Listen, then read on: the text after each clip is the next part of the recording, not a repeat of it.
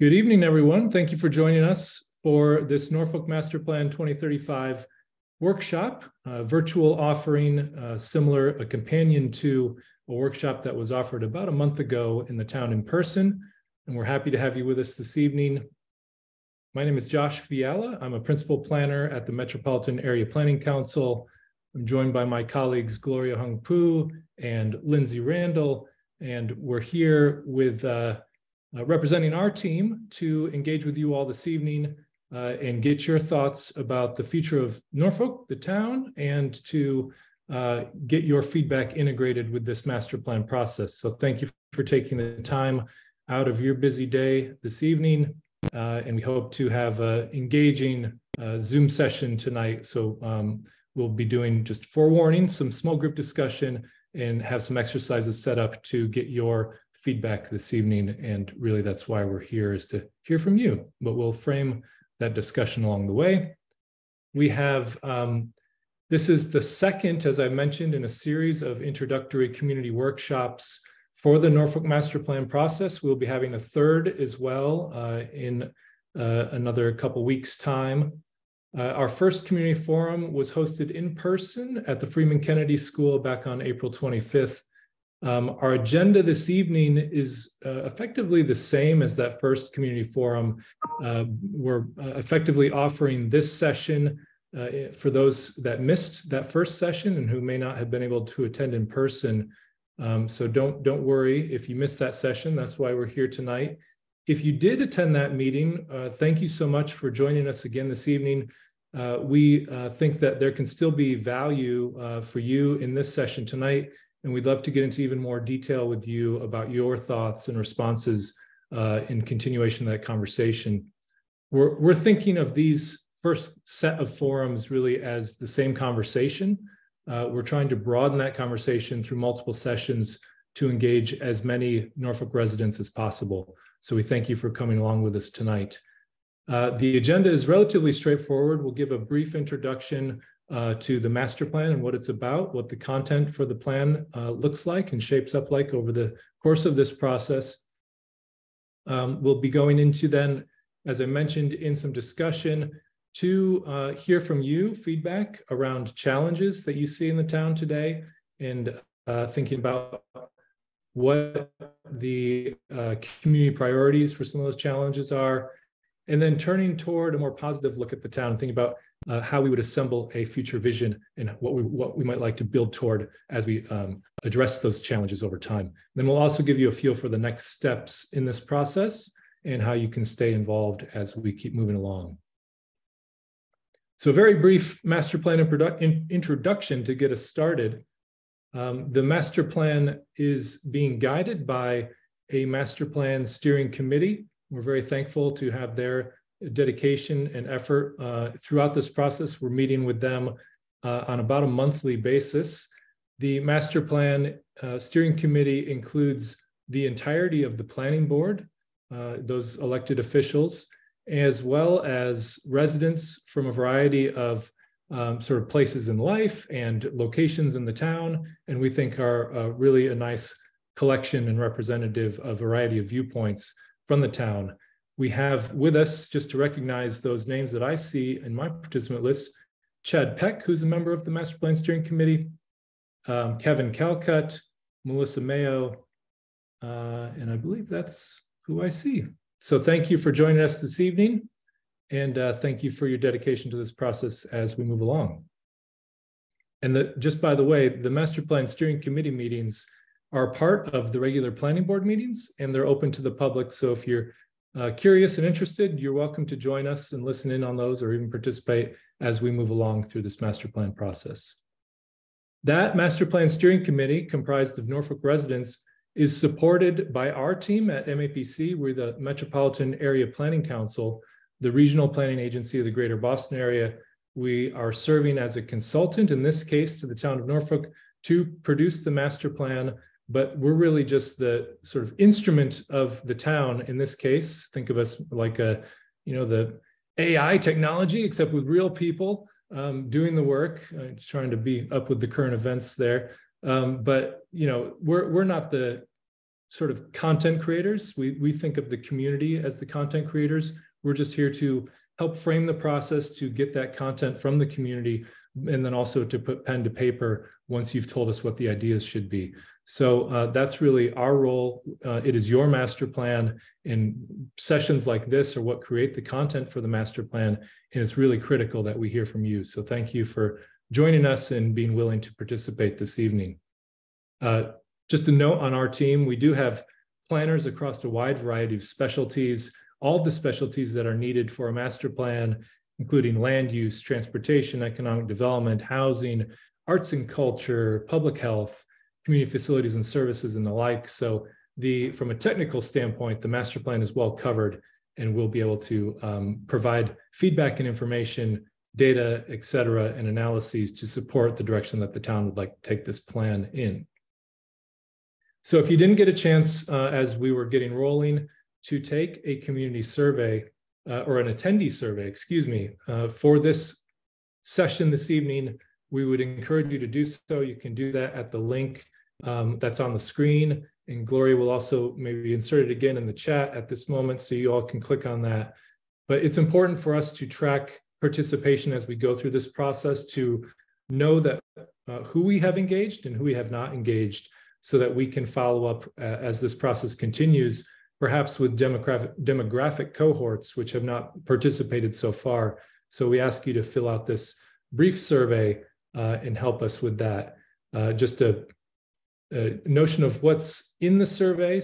So we ask questions about whether you've been involved with previous master plan events, your race, ethnicity, gender, age, how long you've lived in Norfolk, household income, whether you own or rent your home, whether you have children, seniors, or persons with a disability living in your home, and what precinct you live in. And all of that helps us to understand who you are in a general way. It's all anonymous, of course, but also who collectively we haven't reached, and then we can target those audiences for later meetings. So thank you for taking the time to do that as well this evening, and help us to understand who we're communicating with. We also, maybe before I leave this slide, I'll just leave it up so you can have that link. I did want to open a in-meeting Zoom poll, so you can also tell us a more brief subset of those questions so we can see them now. And let me see if I can bring this up again. Here you go. So popping up on your screen, you should have a 3-question poll that will help us cater this content to the audience that's here with us. The first question is, how long have you lived in Norfolk? That should be on your screen now. The second question is, do you have a child in the Norfolk Public Schools or the regional school system, as it may be? And then, did you attend the first Master Plan Visioning Forum on April 25th? And if you wouldn't mind taking that survey real quick. I know that we're asking you to do multiple surveys potentially in this moment, but the one on your screen from the Zoom poll will help us to cater our remarks to you. So it's very helpful. And then I'll share the results right now. It looks like we've got all the participants. Thank you. So you're, let me just see here, predominantly, I would say on the newer side of residents, between 0 and 5 years, 54%, followed by a little bit longer tenured residents, 6 to 10 years with 31%. Do you have a child in the Norfolk Public School System?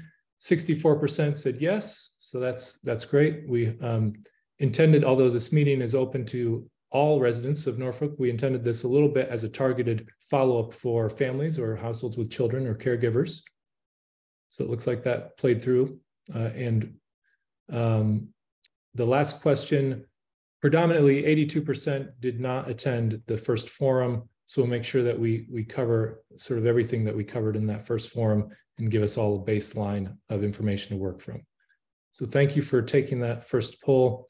We'll have a couple other polls as we go through this session.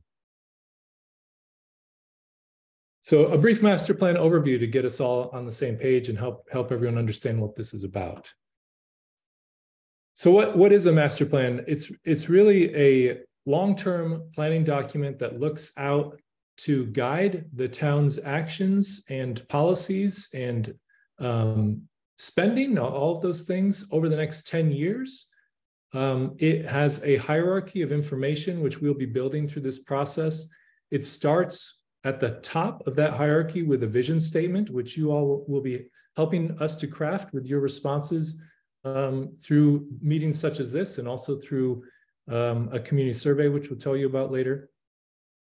Underneath that vision statement are a series of topics, some of which I've already mentioned, but that give a comprehensive and holistic view of the town from a planning perspective. You can see those 9 topics arrayed below the vision statement.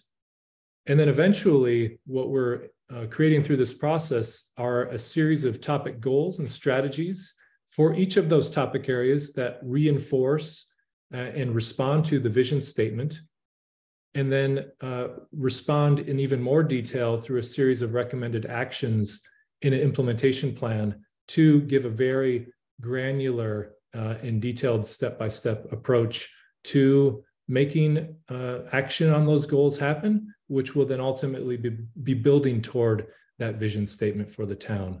So it's a variety of levels of information, and it's a well-used tool for municipalities to direct their priorities through the help of their residents over, as I said, the next 10 years or so. And it's a really effective tool for the community to align priorities over the next few years. As I mentioned too, it's guided by a Master Plan Steering Committee and built upon information from the residents, such as yourselves. So how do we get there from here? There's a few steps in this process. We're at the front end of this very simplified diagram, which is around highlighting issues. So we're trying to understand as best we can what challenges you think the town is facing today, what challenges you face as a resident in your daily life, what things you think the town should be addressing that may not be addressed, or what things are consistent challenges that never seem to be resolved. Any and all of that is fair game. Then in the next phase of our work, which will start over the summer, we will turn toward thinking about solutions to those problems which have been identified collectively with residents through a variety of mechanisms, such as this meeting. And then, as I said, moving toward the details and providing a roadmap for how those types of solutions can be achieved. So it's not just about the ideas, it's also about how to get things done and move these ideas towards implementation with the town. To get at that first phase of work, highlighting issues, our team has been involved in a few complementary efforts. The first of which has been so far more of an internal effort on our side of the partnership here, and that's having to do with data analysis, looking at the existing conditions for all of those topic areas. We're putting together as a deliverable to the steering committee a set of topic briefs, which will include data, current data and mapping and other forms of analysis to give a baseline of information to move towards that goal setting in the next phase of work. We've also been having a series of conversations with town leadership, so whether that be staff, board and committee leads, or others in the town, and then also hosting as many sessions such as this one as we can to talk with residents and hear from you directly about what you're seeing in the town. And then also have a community survey, which I mentioned, which is gathering and expanding our reach and the amount of people who are contributing their voice to this process. But I would say one of the reflections that we can make so far from what we've heard is that there's a lot of things going right in the town. So Norfolk has quite a few sustainable growth patterns that are occurring. Of course, there's room for improvement. We've heard some from the interviews already about the need to expand housing options. Perhaps there are some town assets which could be leveraged a little bit better than they have been to date. There are some bright spots like some of the mixed-use development that has already occurred in the town center, but of course there are some large vacant properties in town center as well. Thinking about ways to maximize public investments. I know that the new fire station approval was a big topic in that successful vote at the beginning of this year. And then continuing in that vein with high quality town services is an important feature, which we've heard from many voices so far. We've also heard a lot already about the needs for this process to result in realistic and cost-effective implementation. So thinking about once we get there in terms of what are the problems we're solving, what are the solutions that might be able to address those, maybe examples from similar towns about how some of those solutions have been created successfully in other places that could be a model, thinking about continuing these community conversations with leadership and others about what really could be an effective solution. And then there will, of course, in any town need to be some work around prioritization and being strategic about how limited resources are leveraged in the best way possible. So that's all a part of this work, and we're happy to continue this process with you all. So that's an overview of this process in totality. And now we're going to shift our gears a little bit and frame out the first conversation we'll be having this evening, which is around challenges. So we start with challenges on purpose, where we would like to have, that is, as I pointed out, an important part of our initial work here. But it's also, in a meeting like this, I think easier to start perhaps with a little bit of that negative energy and to get that negative energy out. And we all have, things that bother us, and we'd love to have a format and forum to complain about them. So we'll give you that opportunity in just a few minutes.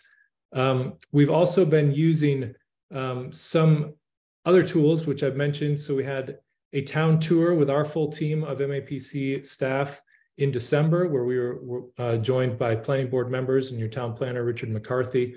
We've been doing, as I mentioned, the existing conditions analysis to get a more of a data filled perspective as opposed to the lived experience perspectives, which we've been hearing in meetings such as this one.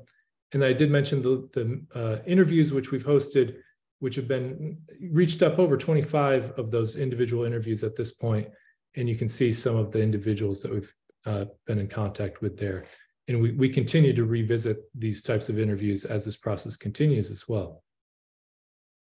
So what have we heard in some of these discussions so far? We've heard that the public services and facilities should keep up with future growth. That's both been a success and a concern. So I think that the town has been doing a stronger, had a stronger case for doing that successfully in recent years, but there are some things that we've heard have been lacking over the previous years. So that's something on the horizon. The impacts of housing options, so affordability for starter homes, families who have just come to the town, or people who have been in the town for some years and have maybe a fixed income and looking for alternatives to their current home and not being able to find those options in the town, but want to stay in the town. We've heard that quite a bit. Also thinking about various services, commercial services, businesses which are not present in the town, and having to go outside of the town for certain things. That's something we want to hear specifically about your patterns of use this evening. And then also we've heard a lot about walkability, pedestrian orientation, and the lack of sidewalks in certain locations in the town, and providing stronger alternatives to driving around. A snapshot of some of that data that I've been mentioning, just some very straightforward demographic data, just so we're all on the same page. The town sits at about 11,600 residents today. The racial demographics of the town are predominantly white, and that probably even more so than that figure shows, because included in the town demographics are the local prison populations as well. The 324 businesses in the town support over 3,000 jobs, which is fantastic, both in terms of the local economy and offering some employment opportunities. There are 3,000 households from that 11,000 plus resident mix. The households are predominantly owner households in terms of housing tenure, 94% of which are owners. There, I think the availability of rental properties as well is another aspect of the housing options, which aren't as available, which people have mentioned.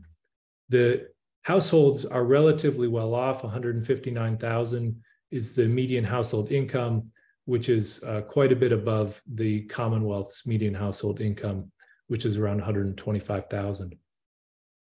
There are nonetheless 739 cost burden households, which means that the household is spending 30% or more on their housing costs on a monthly basis.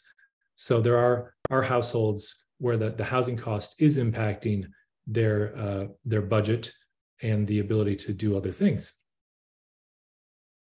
In terms of transportation, you can see the map, which is on the screen, highlights where the current pedestrian facilities are located throughout the town, either sidewalks or walking trails or shared use paths. That's what the blue and red lines are showing up there. So not full coverage on the transportation network, the roadway network, which is what we're hearing about in that previous comment. 87% of workers are driving alone to work, and almost the remainder of that are taking transit to work. So the commuter rail station, which is at the town center, a lot of people view as a strong asset.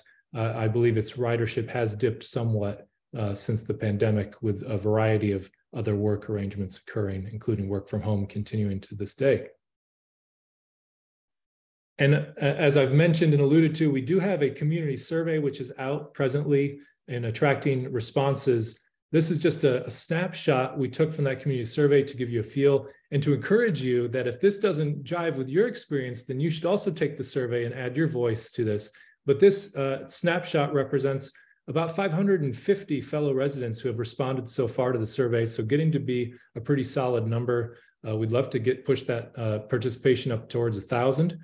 The top three challenges we've heard through the survey so far are managing growth and change was the top response, attracting new investment and development, whether that be at town center or at the 1A, 115 intersection, and expanding town amenities was the other top challenge that we're seeing. So if that, again, if you'd like to put your mark on that to say that those aren't, either reinforce that or diverge from those three challenges, we'd invite you to take that survey, and we'll share how to do that in a moment.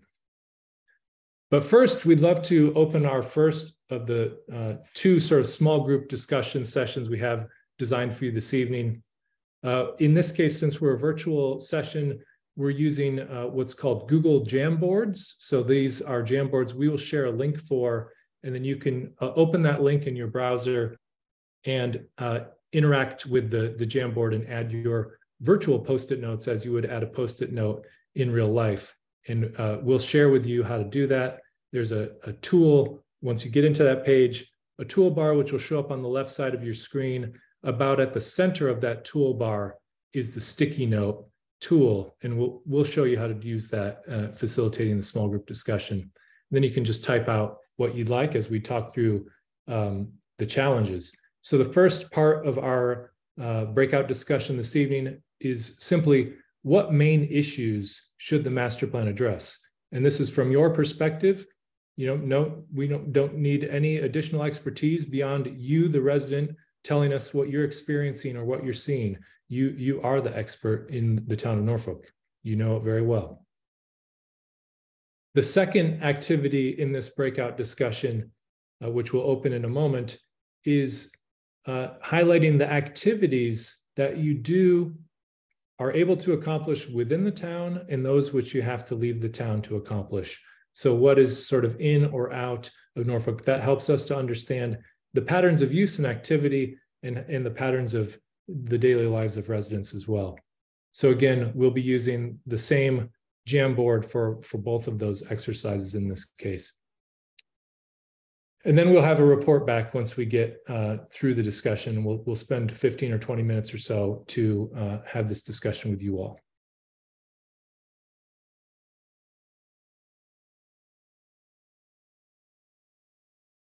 Great. Thanks, Gloria. And thank you everyone for joining in. I think really fruitful discussions. And so we don't need to hear all the comments, but if there are a few volunteer voices, so maybe we're not the only ones talking in the big room, we would like to hear if you thought a point of discussion from your group was particularly relevant, that you might let us know what you talked about. So do we have any volunteers give a thought or two about what you heard? Yeah, I don't mind going. So, to be honest, if you were to kind of aggregate what we talked about in our group, I think what you'll find is that Norfolk has a sense of community, but it lacks the physical outlets in a lot of ways to bring the town together, whether that be communication so that people understand what's going on, whether that be places to go for necessities like Target or groceries, places for the community to get outside, that kind of stuff. So I think what you're going to find is, a town with a big heart that gets along, but I think there needs to be more opportunity for all ages within the town. Great. Thank you, Richard. Anyone else? I agree with Richard, and what we were saying, Josh, before you just came back on, is there's a lack of, there's certainly a lack of physical spaces to get together, say in like the downtown area.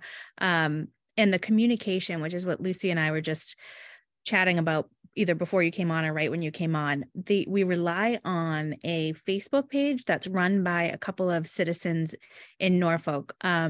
It's like a whole page of rules, and I completely understand why there are rules. But then it kind of makes it difficult to get all of the various thoughts on different things going on in town. I've actually had a conversation with our assistant town administrator about maybe doing a town newsletter, because I think it would be helpful. There's so many people that don't know what's going on in the school meetings and in the town meetings, and you can't possibly attend all of them. Josh, our planning board meetings alone are 3.5 hours. So not, especially working parents can't do that.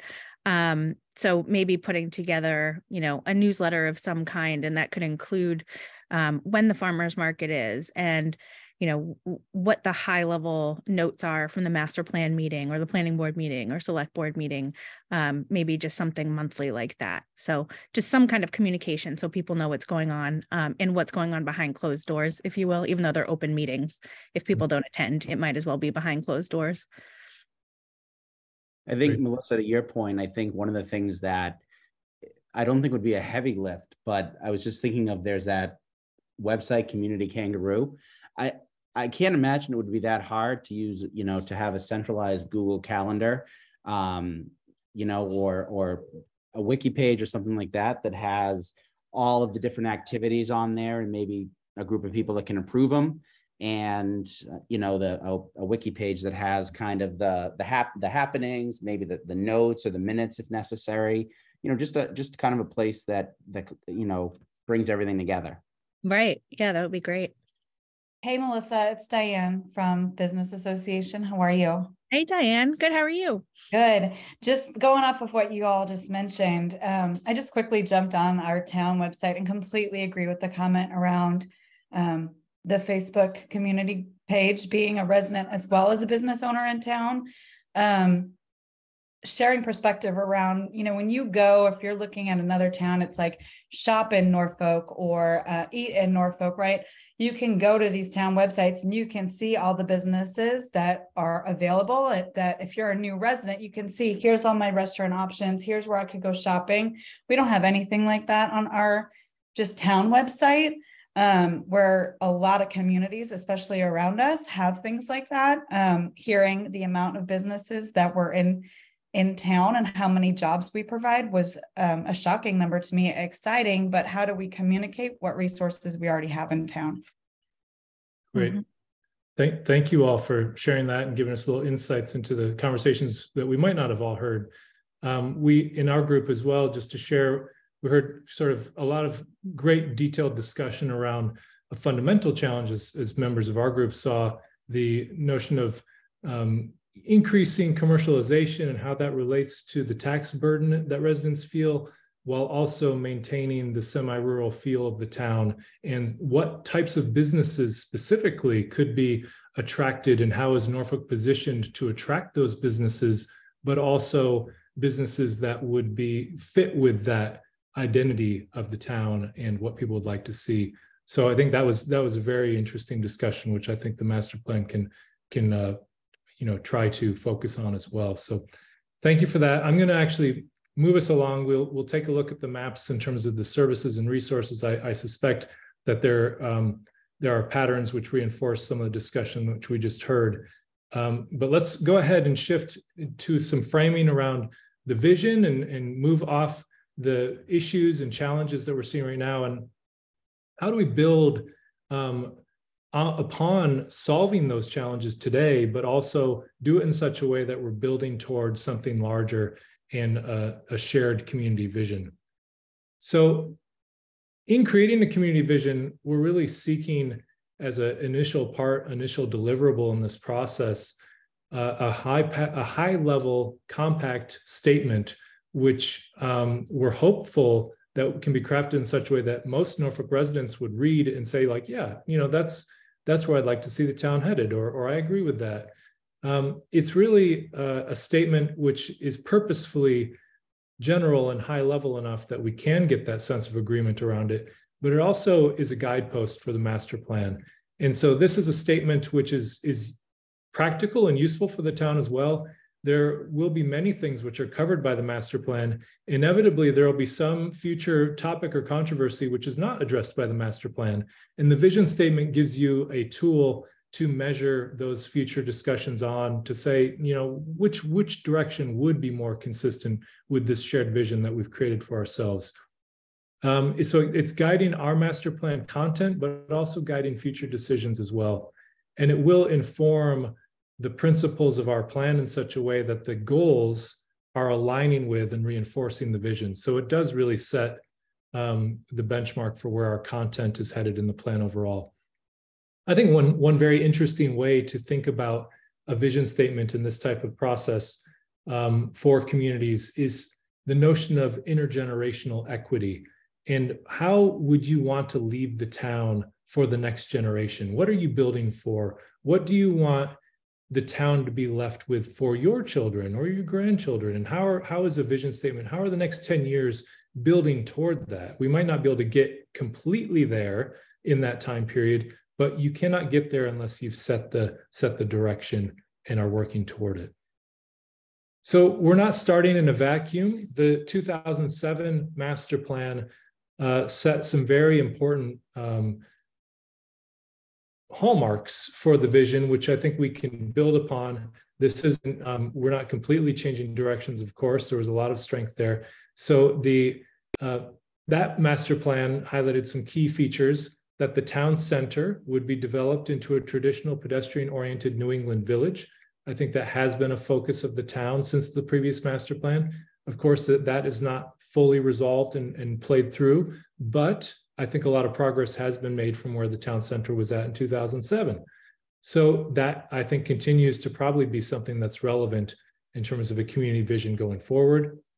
We heard already in our discussions this evening the importance of preserving the town's residential, semi-rural New England character, and thinking of the farms, the forests, the ponds and streams, the natural environment, those areas of conservation that are so important to what people think of when they think of the town. And then also thinking about the commercialization and business opportunities that I just mentioned from our small group discussion, and thinking about the better utilization and full development of those areas to, as it says right here in this language, provide a larger share of tax revenues and less dependence on single family home tax revenues. So these are consistent themes which have carried forward. Then lastly, looking to make sure that there are resources sufficient to sustain the future needs of the schools, of other services, of the needs to support residents and businesses alike. So those were some of the previous vision statement features, which we will continue to build upon. Again, this vision statement sits above the entire master plan content. We kind of build from it and build upon it and try to make everything that flows underneath it reinforce the vision statement, how to get there.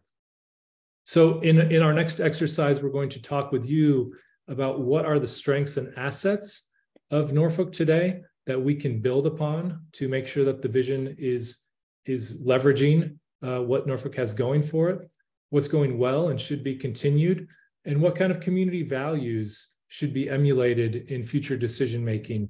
Those are all data points which you can give us, which would help us to get the right language into that vision statement. We've heard some themes, again, from municipal interviews in regard to these things and heard them already tonight in our conversation. So people take pride, great pride, I would say, in the town and the community, which is the town of Norfolk.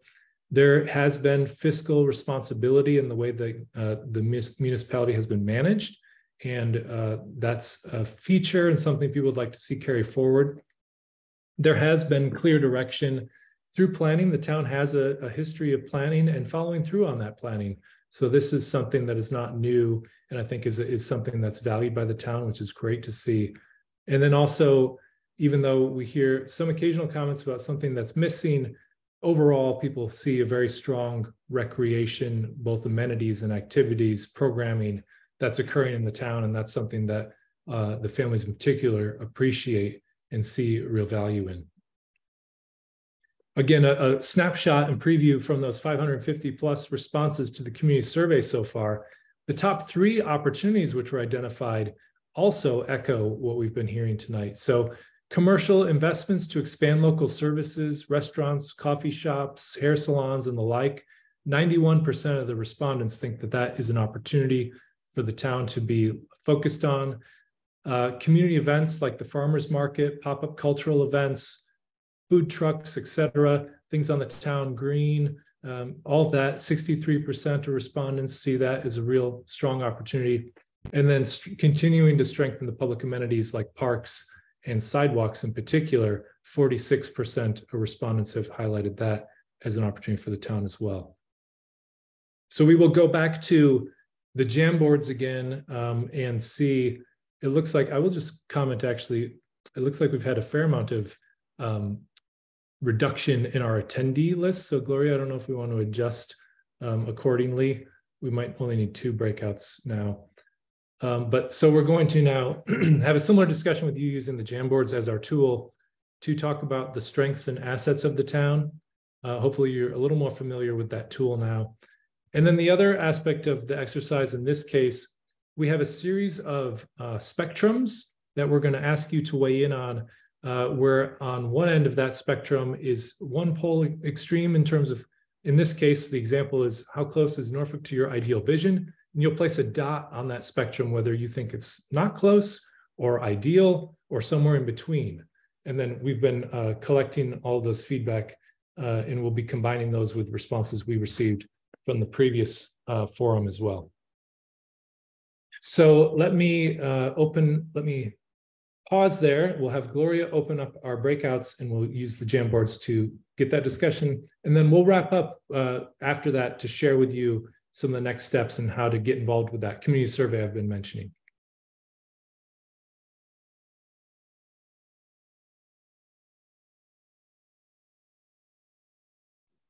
All right, welcome back. We're trying to fit in a lot. That was great discussion. We didn't get to our last spectrum in our group, but that's okay. Let me share my screen for the big presentation. Again, we'll wrap you up and try to get you out of here at the 8:30 mark. So maybe since we are where we are with time, let's not do report back. I think we had smaller groups this time, and I will just overall summarize that our discussion was very good and had a lot of depth in terms of naming assets, but also I think really getting into some subtle discussions in our group, which I think helped to expand our understanding of the town and sort of perspectives in it. So thank you for that. So we've got all the notes down and we will take a look at them. One of the things we did want to get to, which expands your ability to give us feedback right now, is one other visioning poll, which I'm launching right now. And it asks 3 questions, which should be on your screen.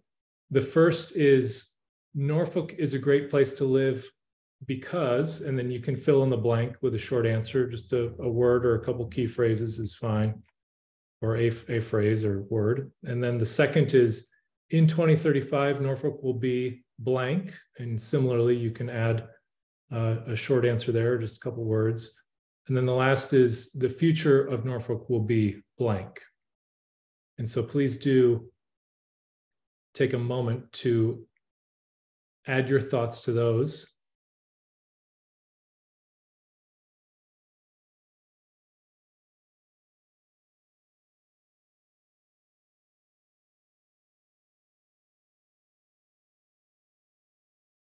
And just a note on some of these exercises too, we will be combining the responses from this session with the responses from the previous session and the subsequent session to basically look for patterns in the data and information that you're telling us. So all of your feedback will be aggregated with others, and that's, I think, the real success of processes like this is when neighbors, not being in discussion necessarily in a one-on-one way, but in discussion more broadly through this process, come up with similar thoughts and answers. We know that there's something there. So that's a really effective way to get at truths. All right, so it looks like about half of you have answered. So I'll give it just 1 second more, see if anyone else is typing frantically. And then we will share out and see what this looks like. Okay, I'm going to go ahead and close that. The results. It looks like interesting. So we don't necessarily see what you put at this moment. We just see that we've gotten some answers from people. I'm sure on the back end of the Zoom responses here, we'll actually be able to see what people put in as their responses, but unfortunately we cannot preview them right now. So I guess that just points us towards the next steps, which is how to stay involved in this process. So we're still at the sort of the front end of this process. It's projected to run through the beginning of 2024 out to about March or so of 2024. We're at the visioning space right now. In the next phase over the summer, we'll be transitioning again to drafting goals, which is the next level down in terms of detail, then be moving from there into defining priorities and moving towards that implementation action plan. We've got everything kind of mapped out in this process. This information is also on the project website, which I'll share with you. We're in the midst of neighborhood workshops or community workshops that are following up from the Visioning Forum, which we hosted last month, and have a community survey out right now. We would like to do one last poll with you to see if you could give us any quick feedback on how best to stay involved in this process. So let me launch that real quick. And it is 4 questions long. And you can see those questions on your screen now. And they ask, how do you want to hear updates about the master plan as we continue on through the next year plus? And do you prefer virtual, in-person, or hybrid meetings? We've hosted both virtual and in-person meetings so far. And then what else could we do to support your participation if you have any additional thoughts?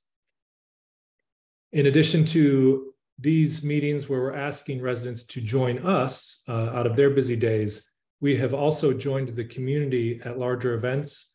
At the Norfolk baseball opening day, we had our staff members present, and we also plan to be at the Norfolk Community Day on June 10th as well to grow awareness of this process and get people involved.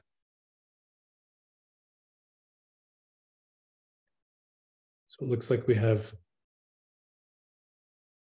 one response so far. We've got a few more now.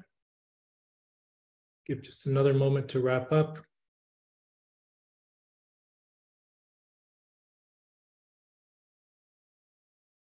And I see a question in the chat about snail mailing the survey or survey link. And we have not done that. The reason being that the town has done townwide mailings in the past and has not seen much success from them, and they do come at an expense, of course. So we're endeavoring to get the word out through a few other channels and have had pretty good success so far. Let me share these responses with you now that we've got more.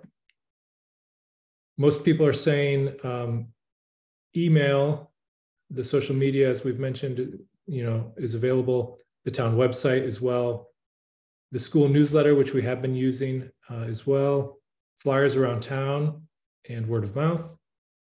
People do prefer Zoom meetings or hybrid. And then we'll look at the answers you've provided for those other questions, which we'll be able to see after this meeting. All right, so thank you for your feedback on those. So I have been mentioning throughout this session and yes, we are collecting emails. Sorry, we're collecting emails. And maybe since we haven't given a form for that, if you don't mind, if you put your email in the chat, we'll add your email to the list. But we'll probably have done so because we have your email from the Zoom registration as well. So in this case, we'd like to recommend to you all, if you have not already, to take the townwide survey, which is open now, and we will continue to keep open through the middle of June.